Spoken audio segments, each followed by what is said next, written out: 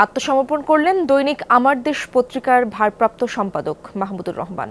তার অভিযোগ, মিথ্যা মামলায় তাকে সাজা দেওয়া হয়েছে। এই ব্যাপারে আরো কিছু জানবো আমার সহকর্মী রাব্বি সিদ্দিকী কাছ থেকে। রাব্বি, কোন মামলায় মাহমুদুর রহমান আত্মসমর্পণ করলেন এবং এজলাস থেকে বেরিয়ে কি প্রতিক্রিয়া জানালেন তিনি?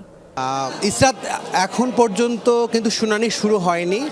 এরই মধ্যে আইনজীবীর মাধ্যমে তিনি আদালতে হাজির হয়েছেন, সেটি কিন্তু আদালতকে জানিয়েছেন। বিজলি কেবলস যে কোনো স্থাপনার বৈদ্যুতিক সংযোগকে রাখে নিরাপদ। বিজলি কেবলস, নিরাপদ আজীবন।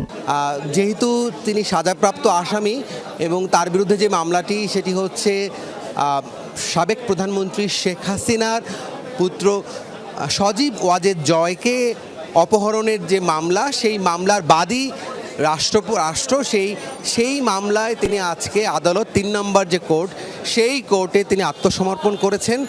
এবং আত্মসমর্পণের আগে তিনি কিন্তু গণমাধ্যমকে জানিয়েছেন যে মিথ্যা মামলা এবং এই মামলায় তাকে যে সাজা দেওয়া হয়েছে সেই সাজার বিরুদ্ধে তিনি আপিল করবেন। এবং এখন তিনি মূলত আদালতকে জানান দিতে এসেছেন যে তিনি আত্মসমর্পণ করেছেন এবং সেই সাথে এই মিথ্যা মামলা বাতিলের তিনি আবেদন করেছেন। এবং তিনি বলেছেন যে তিনি ন্যায় বিচার পাবেন এবং অনেকটা আশাবাদী, যেহেতু আপনি জানেন যে ছাত্র জনতার বিপ্লবের মধ্য দিয়ে নতুন সরকার এবং এই যে আগের যে হয়রানিমূলক মিথ্যা মামলাগুলো ছিল, অনেকের মামলা প্রত্যাহার হয়েছে।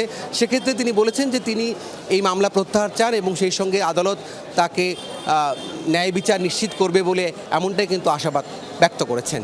ইসরাত। রাব্বি, ধন্যবাদ আপনাকে।